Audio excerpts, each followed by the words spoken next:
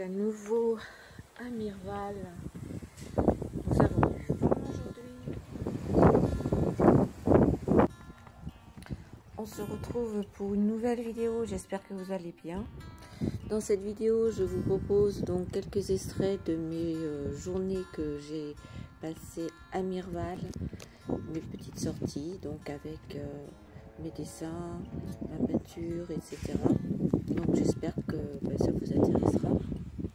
Voilà. Allez, je vous laisse regarder. Bon, je pense que je vais m'installer là.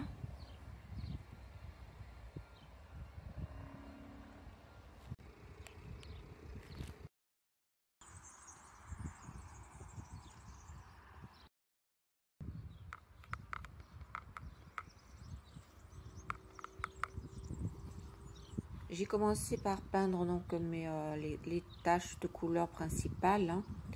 Donc le ciel, la montagne, la terre avec du jaune, puis là avec de l'ocre jaune, je fais des taches pour les maisons.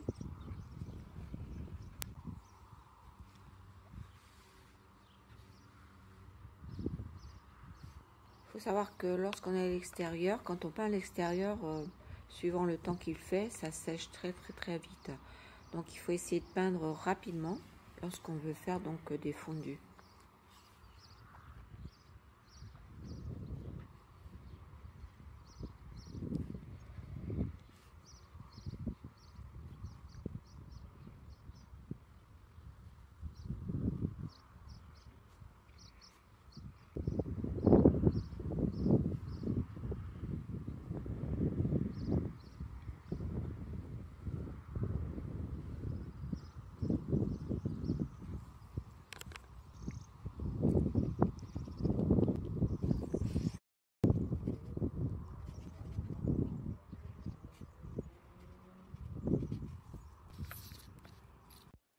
Voilà, donc j'ai mis toutes les couleurs de l'ensemble du paysage. Alors, c'est ma petite interprétation encore aujourd'hui. Là, je vais le laisser sécher, puis je vais un peu dessiner à l'encre, je vais voir ce que ça donne. Voilà, bah écoutez, c'est juste un petit croquis à l'encre, tout simple. En allant chercher du pain sur le chemin, j'ai vu ces jolies roses, ce joli jardin. Aujourd'hui, nous avons un temps pas terrible, donc là, je vais peindre à l'intérieur, dessiner et peindre à l'intérieur.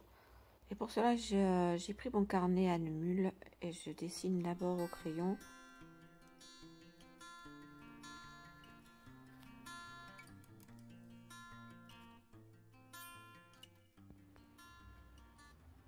Après avoir dessiné, je vais complètement humidifier ma feuille avec un pinceau plat tout autour de la tasse, car j'ai envie de faire un fond. Pour cela, je vais utiliser donc du gris de peine avec du bleu céruléum que je mélange. Et ensuite, donc, je viendrai poser du sel fin pour avoir des beaux effets.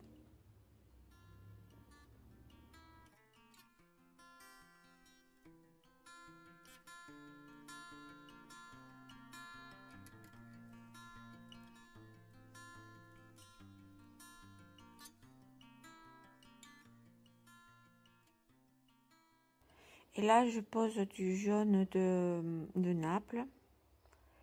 Ici, c'est du jaune de Naples que je suis venue assombrir avec un peu de gris de peine pour essayer de faire de la dorure. Et je viens faire aussi des petites étoiles avec donc du gris de peine. Donc au départ, c'était bien parti, mais vers la fin, je me suis complètement ratée. Bref, j'ai raté ma tasse.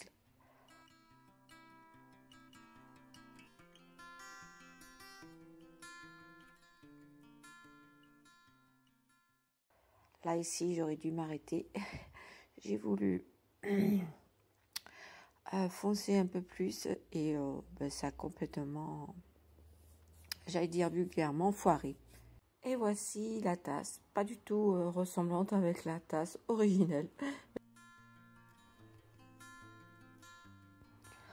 Alors aujourd'hui nous avons encore du vent. Installé là dans les escaliers là. Je vais commencer par peindre ça.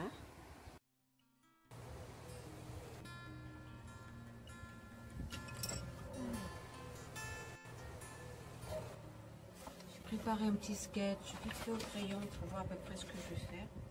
Donc là je vais commencer par mes petites fleurs roses.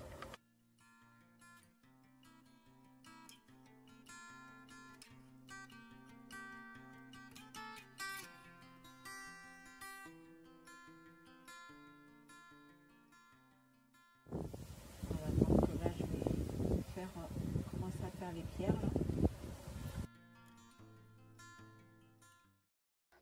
J'utilise du jaune de Naples avec du gris de Penne.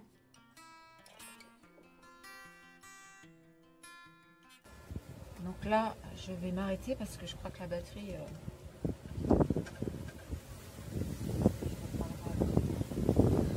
Me revoilà, mais en fait, je suis à l'intérieur parce qu'il y a vraiment trop de vent et commence un peu à faire froid. Donc là, je continue de faire mon petit muret avec de la terre de sienne brûlée et je renforce un peu mes couleurs parce que j'ai voulu mouiller le papier et puis en fait ça a délavé les couleurs. Je l'ai fait avec le spray et j'ai vraiment mis trop d'eau quoi. Donc je renforce les couleurs, je rajoute du rouge à mon violet pour les fleurs et ensuite je viendrai finir la scène finale et après ancrer tout ça. Voilà, j'ai terminé mon aquarelle. Maintenant je vais faire quelques éclaboussures avec mon pinceau liner et un peu de terre d'ombre brûlée.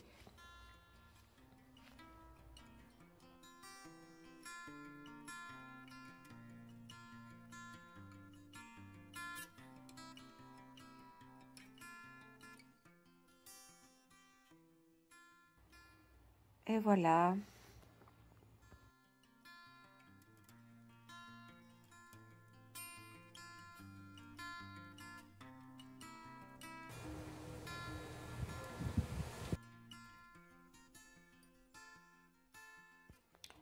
Quelques courses dans le village. Le temps n'est pas au beau fixe, donc je pense que je vais rester aussi aujourd'hui à l'intérieur pour, pour dessiner et peindre. Alors je voulais vous présenter un livre, peut-être que vous le connaissez déjà, c'est Dessiner en clair-obscur, des éditions Paramon. Ce sont des éditions que j'avais déjà présentées sur deux petits livres que j'avais achetés en solde la dernière fois. Donc là, il y a toute une explication sur les différents matériaux, donc comme le crayon graphite, le fusain, les variétés d'écrets. Moi, ce qui m'intéressait, c'est aussi les encres et les lavis, avec l'encre de Chine, le choix du papier, les techniques. Là, j'ai réalisé donc cette tasse pour les ombres. Donc là, c'est avec un crayon graphite que j'ai fait, là, c'est pas avec un fusain, eux, ils l'ont fait avec du fusain. Et j'ai utilisé ce papier multitechnique naturel de Clairefontaine. J'aime beaucoup. Et donc, j'en ai profité pour réaliser cette borne à incendie, uniquement avec de l'encre. Donc pour cela, j'ai utilisé mon stylo à encre lamier, parce que j'avais pas apporté mon encre pour faire les lavis. Voilà, donc il y a tout un tuto pour le réaliser.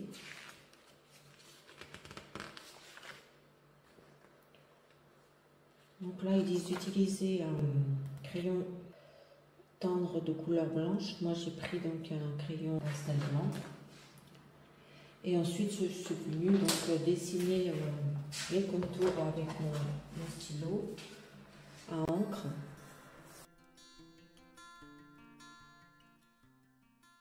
Et ensuite j'ai hachuré un petit peu, j'ai avec mon paintbrush comme ça, je suis venue diluer un petit peu. Bon, ça fait pas tous les mêmes effets parce que là, vous voyez, on voit bien les variations de la vie. C'est intéressant de voir par rapport à comment ça ressort après, avec toutes ces valeurs d'encre.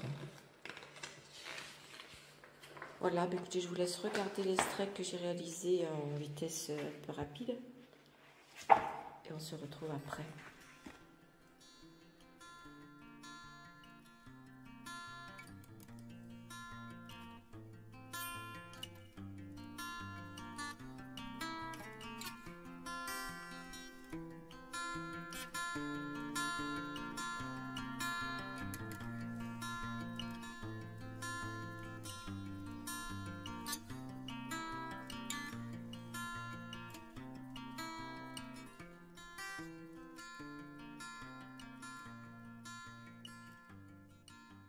Voici donc ma version. Ensuite, toujours avec ce même livre, j'ai réalisé un dessin, cette cocotte en papier. Au crayon graphite, pour essayer de réaliser le volume.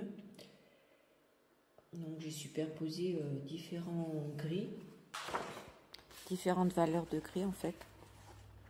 Bon, il est pas parfait parce que je trouve que en fait cette partie-là est petite par rapport à... Mais bon, voilà. Mais je trouvais intéressant de réaliser ça parce que ça fait une perspective en même temps, donc avec les ombres et tout ça. Donc avec les différentes valeurs de gris, on peut vraiment réaliser de jolies choses, quoi, de faire ressortir les volumes. Voilà pour ce livre. Si vous êtes intéressé, je vous mettrai les références en bas de ma vidéo. Voilà. Voici la fin du séjour. J'ai décidé de dessiner cette petite scène nature morte, comme on dit. J'utilise mon stylo à encre Lamy et avec un pinceau à réservoir, je vais venir diluer l'encre sur le papier.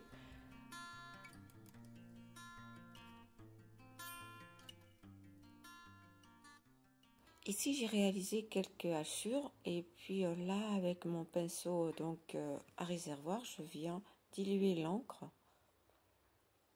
et je vais renforcer avec le stylo à encre les zones que je veux plus foncées.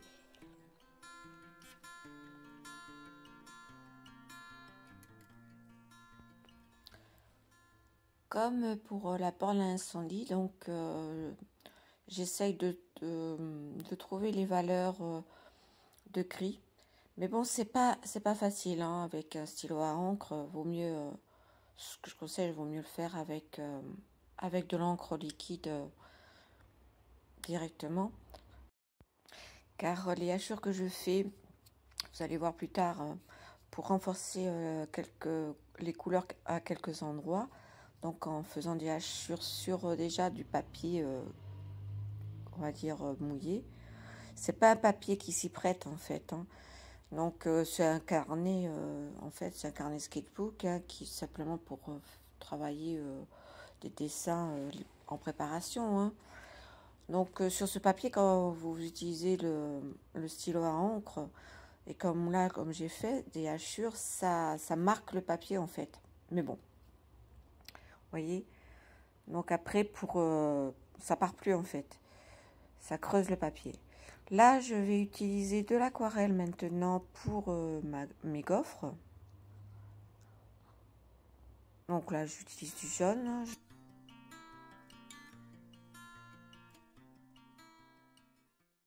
Je vais utiliser, je crois, après de la terre de sienne brûlée. Et pour ombrer un petit peu les creux de la gaufre, j'ai mis de la terre d'ombre brûlée avec un petit peu d'ultramarine.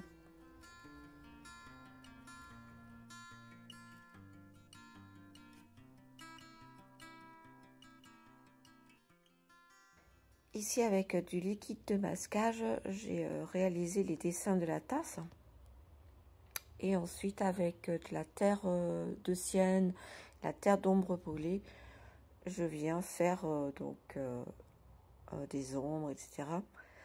Et j'essaye de faire des réserves un peu plus claires. C'est-à-dire que avec ma terre d'ombre brûlée, là je viens renforcer les zones plus sombres, ce qui va donc avec la terre de ciel plus clair faire ressortir la lumière.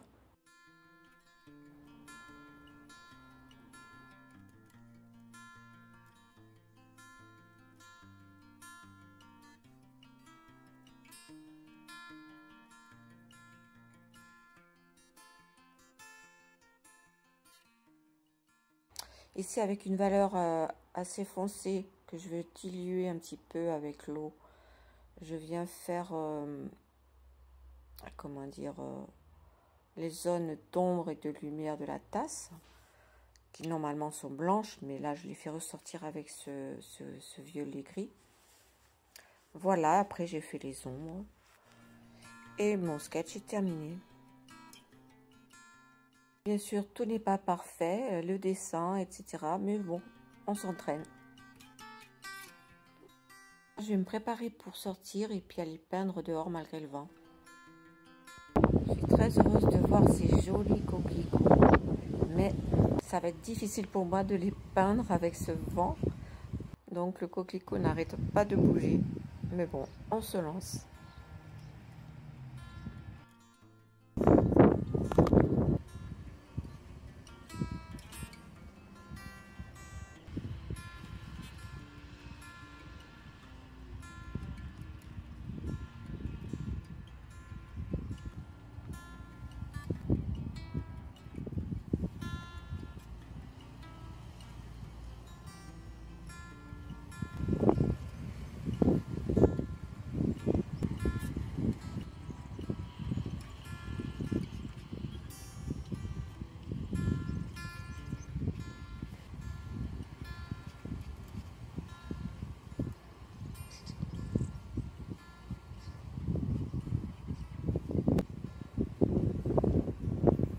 Voilà, ben, je n'ai pas terminé. Je pense que je terminerai à la maison. Je vous le posterai sur Instagram et puis sur mon blog avec les autres choses que j'ai pu faire en plus. En attendant, je vous dis à très bientôt. Et si vous avez aimé la vidéo, vous pouvez mettre un petit pouce bleu, partager et cliquer pour vous abonner. Vous pouvez également activer la petite cloche pour vous tenir informé de mes nouvelles vidéos. Prenez bien soin de vous. Bye!